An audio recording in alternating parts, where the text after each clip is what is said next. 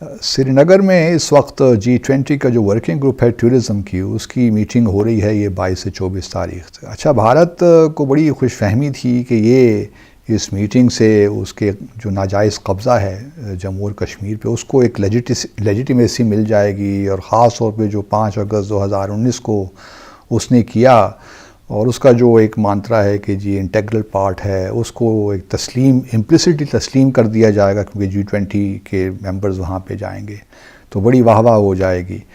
अब वो मेरा ख्याल में सारा बैकफायर कर गया है और सारे जो है ना भारत के नैरेटिव से हवा निकल गई है। सच्ची बात तो यही है। देखें जी, अगर आप इसको कामयाबी और नाकामी के पैरामीटर्स में रख के देखते हैं तो इसमें तो मेरे ख्याल में मोदी साहब 100% कामयाब रहे।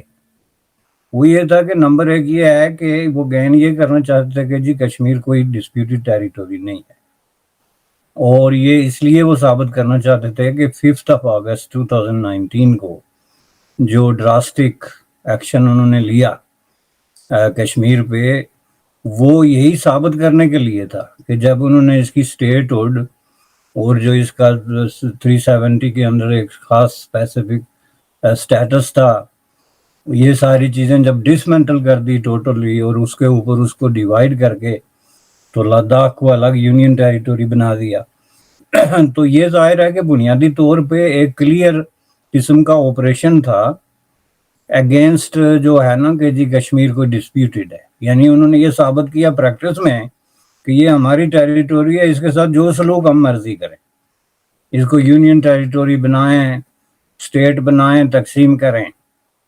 अब ये उसको रेक्टिफाई करने का कदम था कि दुनिया को इससे कोई तकलीफ नहीं है जी कि हमने जो काम किया बाइल्फाज दीगर उन्होंने मान लिया कि ये आपकी टेरिटरी, आप जो मर्जी करें तो हम आते हैं अगर आपने हमें बुलाया। तो इसमें उन्होंने कहा कि इसमें उनकी तदबीर उलट इसलिए गई कि जी ये जो है चीन ने और ये जो 4 मुल्क हैं इन्होंने शिरकत करने से इनकार कर दिया। इसको मैं बिल्कुल दूसरे नुक्ता नज़र से देखता हूँ कि इसमें एक भी ऐसा मुल्क नहीं है जो पहले से ये ना कह रहा हो और बार बार ना कह रहा हो, इवन इंडियन फोरम्स पे जाके कि जी कश्मीर डिस्प्यूटेड टेरिटरी है। चीन का तो डे 1 से स्टैंड ही यही है, इसलिए वो तो ये चाहेगा कि कश्मीर जो है वो डिस्प्यूटेड है। अगर हल नहीं होता उसके फायदे के मुताबिक या इंडिया पाकिस्तान में नेगोशिएटेड सेटलमेंट नहीं होती तो वो उसको डिस्प्यूटेड ही मानेगा, क्योंकि उसके अपने डिस्प्यूट उसके साथ जो है वो जुड़े हुए हैं। इसलिए कश्मीरियों के अगर इस बात पे कान खड़े हो जाते हैं कि कोई चीन हमारी हमायत में आ गया या उसने कर दिया, तो ये गलत बात है बुनियादी तौर पे। उसके बाद तुर्की ने, आपको पता है, बाकायदा तसलसल से बयान दिए कि ये डिस्प्यूटेड तब होता कि जब G20 के वो ममालिक जो कश्मीर को डिस्प्यूटेड नहीं समझते पहले, या वो इंडिया पाकिस्तान तकाजे में पाकिस्तान को सपोर्ट नहीं करते, उनमें से कोई कहता कि जी ये तो डिस्प्यूट हो गया तो हम नहीं जा रहे, तो फिर आप कहते हैं कि आपकी कोई डिप्लोमेटिक जो है वो फतह है। आप जो अपने ही लोगों को पकड़ पकड़ के दोबारा बैठाएं, भाई ये तो आपके अपने लोग हैं, आपकी साइड पे हैं ऑलरेडी कश्मीर इशू पे, तो इन्होंने यहाँ बैठ गए और वहां नहीं बैठे, इससे क्या फर्क पड़ेगा? किसको नहीं पता कि चीन जो है वो on the side of Pakistan है जी कश्मीर डिस्प्यूट पे, या तुर्की। सीधी सी बात है। तो दोस्तों, हम अपनी खबरें शुरू करते हैं G20 कश्मीर। वाह वाह वाह, वल्लाह हबीबी, मजा आ गया, मजा आ गया। और जो पाकिस्तानी जले हैं भाई साहब, जो पाकिस्तानी भुने हैं, जो पाकिस्तानी कुड़े हैं, जो पाकिस्तानी परेशान हुए हैं, मैं कह रहा हूं असली गेम श्रीनगर में तो हो ही नहीं रहा है, असली गेम हो रहा है पाकिस्तान में।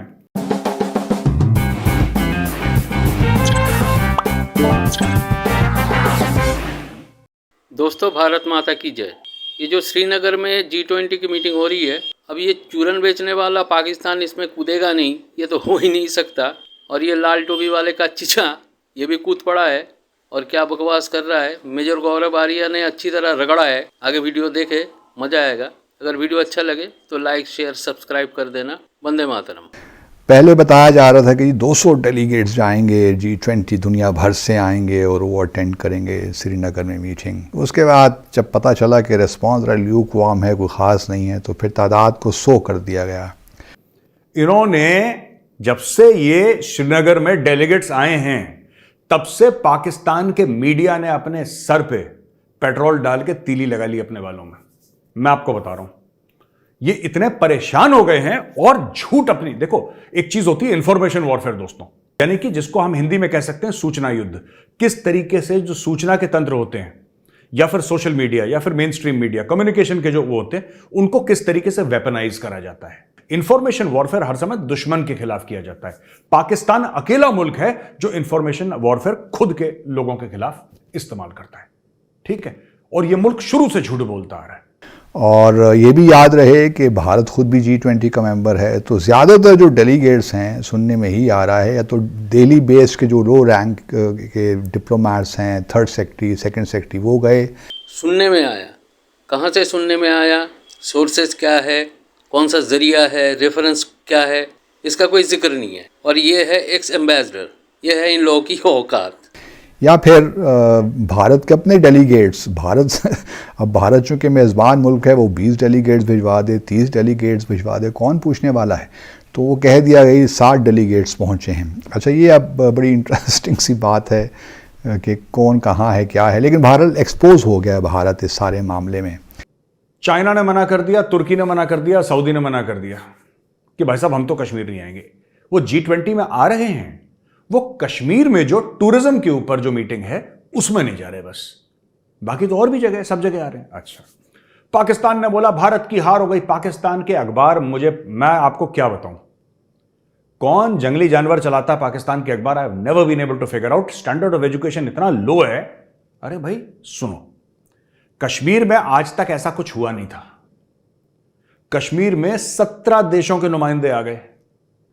कोई ललित होटल में रह रहा है, कोई ताज होटल में रह रहा है, ठीक है। और पूरा जिसको कहते हैं कि वातावरण ऐसा हो गया कश्मीर में। अब इससे होगा क्या, मैं आपको बताता हूं। ये मैंने पाकिस्तानियों को ना समझाने की कोशिश करी, लेकिन क्या बुद्धिहीन लोग हैं, फिर उनको समझने में दिक्कत होती है। एक लिहाज से जो डेलीगेट्स को घुमाने फिराने का मामला था कि यहाँ टूरिज़्म जो अट्रैक्शंस थी, टूरिस्ट अट्रैक्शंस, वहाँ हम लेकर जाएंगे, वो भी नहीं हो सका। तो एक लिहाज से बैकफायर तो कर गया। भारत एक्सपोज भी हो गया दुनिया भर के सामने कि वो लाख कहता रहे कि इंटरनल मामला है और बड़े हालात अच्छे हो गए जी मकबूजा जम्मू और कश्मीर में, ऐसी कोई बात नहीं है। इससे होगा क्या, चीन अगर नहीं आया कोई बात नहीं, सऊदी नहीं आया कोई बात नहीं, एक दो और देश आए कोई बात नहीं। 80-85% देशों को जिनको बुलाया था सबके सब आए हैं, पहली चीज। दूसरी चीज, सबसे बड़ी बात, इससे फायदे क्या होंगे। सबसे बड़ा फायदा इससे यह है कि भारत ने दुनिया को यह बता दिया कि वेलकम टू कश्मीर।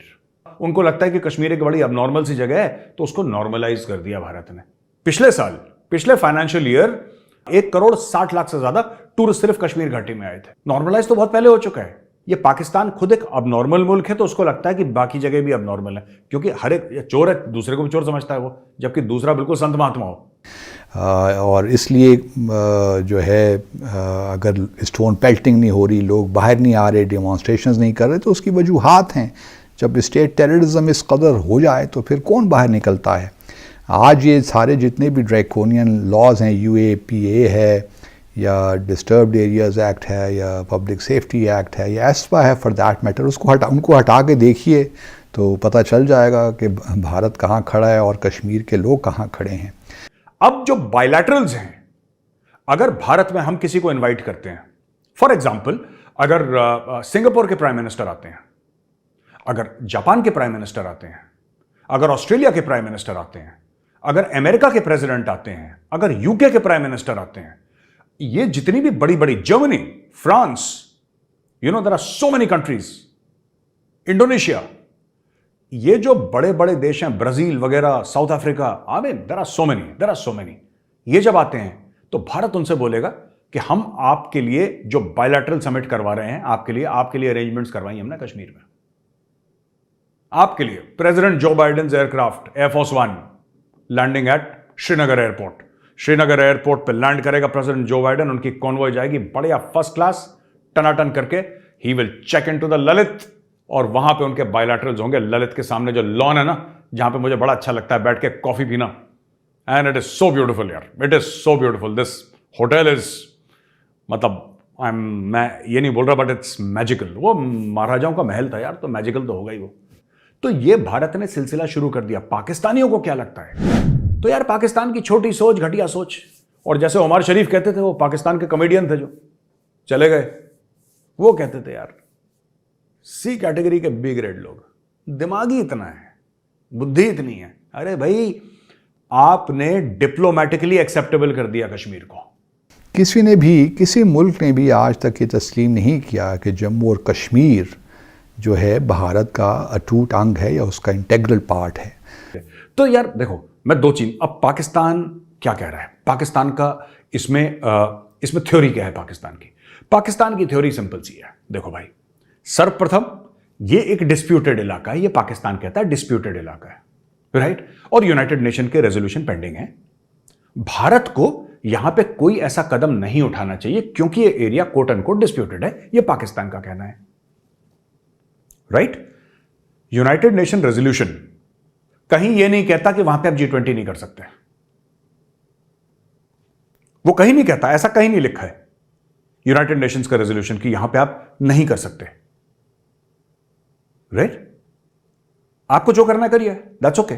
वो ये बात कहता ही नहीं इसके बारे में। G20, G7 ये तो बात ही नहीं करता वो, it does not talk about such things. But Pakistani बड़े अपसेट हो गए। पाकिस्तानियों, देखिए हम तो एक अच्छा ही कर रहे हैं ना कश्मीर का। तो भाई साहब एक बात बताओ, तुमने तो सीपैक जैसा मंसूबा वहां से ले आए, तुम यहां पे कुछ भला हो रहा है, तुम्हें खुजली हो रही है। और मैं बता रहा हूं दोस्तों, पाकिस्तानियों इनको उल्टियां आना शुरू हो गई, ये पागल हो गए कश्मीर को देख के, क्योंकि बचपन से यही सिखाया गया ना, स्कूल में, घर में।